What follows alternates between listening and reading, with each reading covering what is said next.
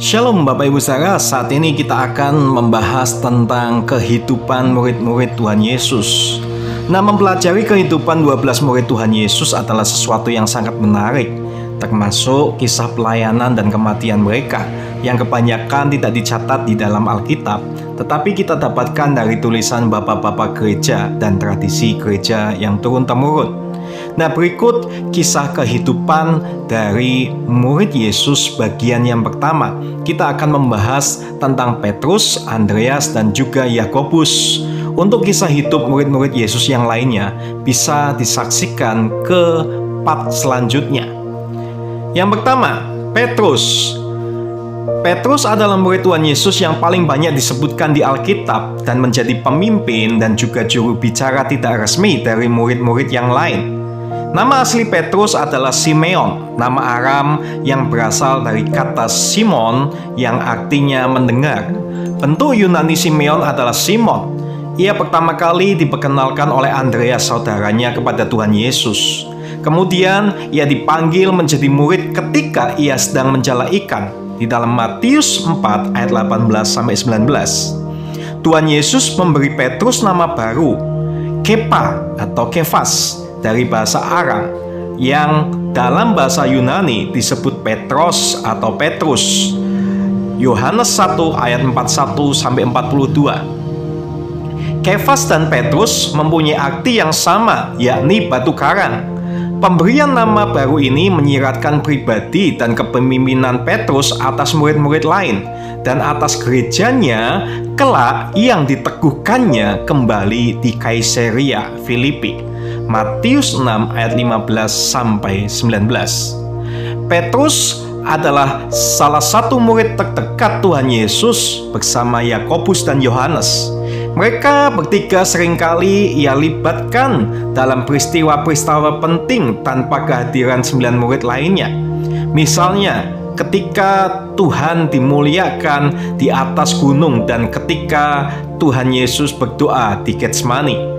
Sebenarnya Petrus adalah seorang yang latah, cepat bertindak, tanpa berpikir terlebih dahulu.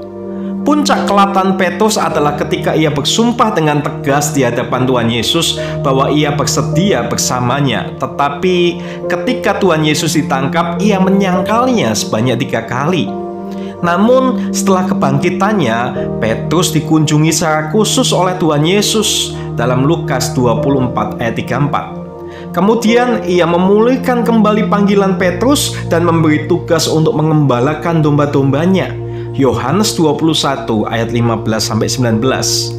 Kepemimpinan Petrus atas murid-murid lain dan gereja mula-mula semakin nyata ketika Tuhan Yesus telah naik ke surga. Petruslah yang memimpin 120 orang murid yang berdoa menantikan turunnya Roh Kudus dan yang berinisiatif untuk memilih pengganti Yudas Iskariot yang berkhianat. Kisah Rasul 1 ayat 12-22. Dan ketika terjadi pencurahan Roh Kudus pada hari Pentakosta, dialah yang tampil berkhotbah di hadapan orang-orang Yahudi sehingga 3.000 orang bertobat pada waktu itu. Kisah Rasul 2 ayat 14-40. Dia juga yang memegang otoritas untuk mendisiplin jemaat. Kisah Rasul 5 ayat 1-11.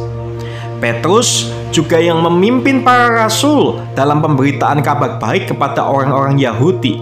Kisah Rasul 3 ayat 11-26. Dan ketika Samaria menerima Injil, maka Petruslah bersama Yohanes yang pergi ke sana.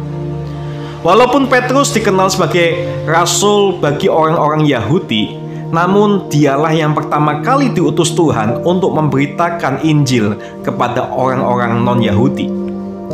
Kisah Rasul 10 ayat 1-48.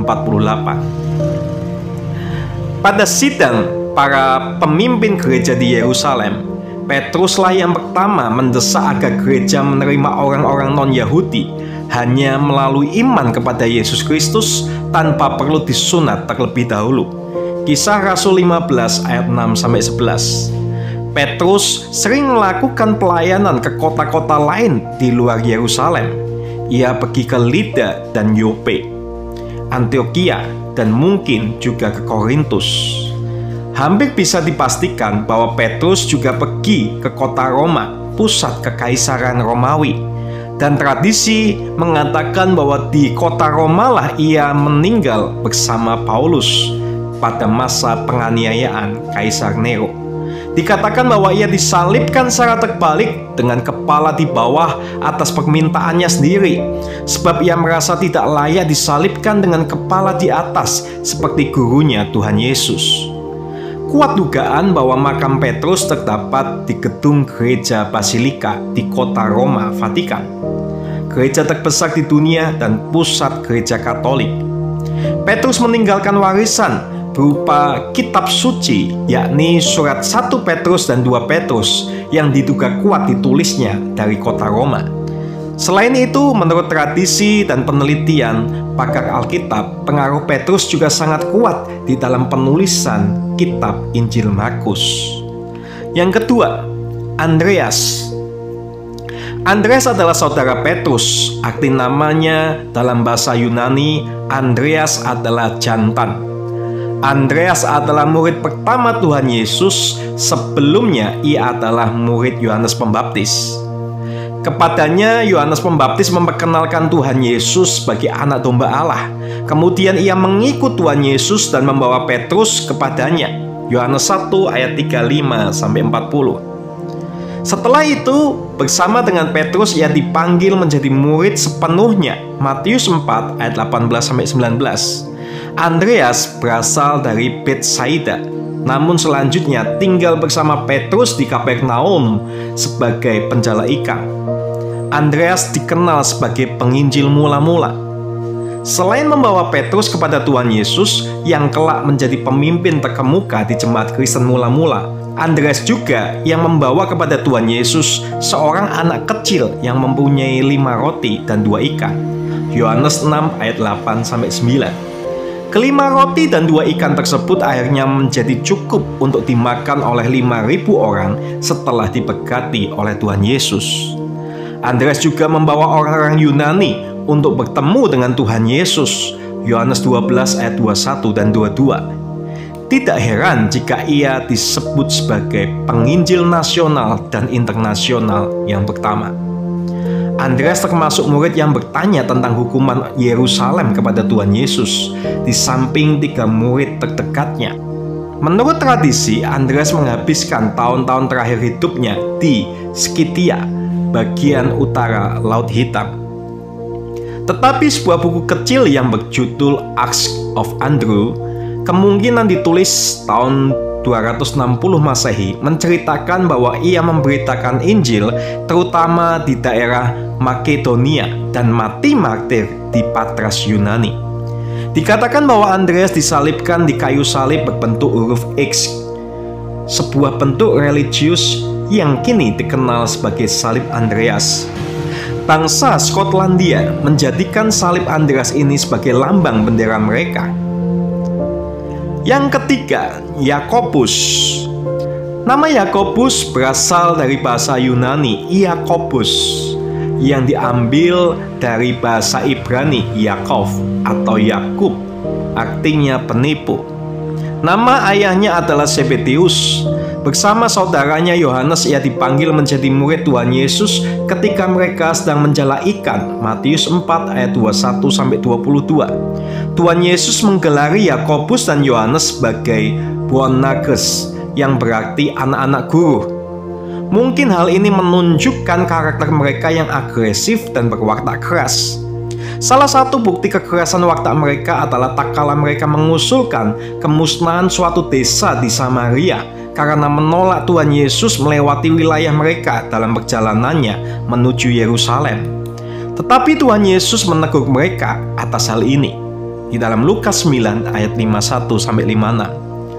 Bersama Petrus dan Yohanes, Yakobus adalah murid terdekat Tuhan Yesus, di mana hanya mereka bertiga yang diikutkan oleh Tuhan Yesus dalam beberapa peristiwa penting. Bersama saudaranya Yohanes, Yakobus meminta tempat duduk mulia dalam kerajaan Kristus kelak. Hal mana yang membuat murid-murid lainnya marah kepada mereka berdua. Menjawab permintaan Yakobus dan Yohanes, Tuhan Yesus bertanya apakah mereka sanggup untuk meminum cawan yang harus diminumnya. Waktu mereka menjawab mereka dapat, Tuhan Yesus berkata bahwa mereka akan meminum cawan yang akan diminumnya. Namun, hal duduk dalam kerajaannya akan diberikan oleh Bapanya sendiri, bukan olehnya. Jawaban Tuhan Yesus ini merupakan nubuatan akan kematian Yakobus kelak. Ia akan meminum cawan kematiannya.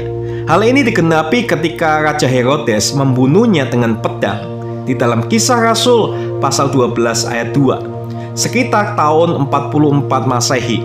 Yakobus menjadi martir pertama dari 12 murid-murid Tuhan Yesus. Selain Yudas Iskariot, hanya kematian Yakobuslah yang dicatat di Alkitab. Itulah 3 kisah kehidupan dari murid Tuhan Yesus, Petrus, Andreas, dan Yakobus. Untuk kehidupan murid-murid yang lainnya, bisa saksikan di part selanjutnya. Terima kasih, Tuhan Yesus memberkati.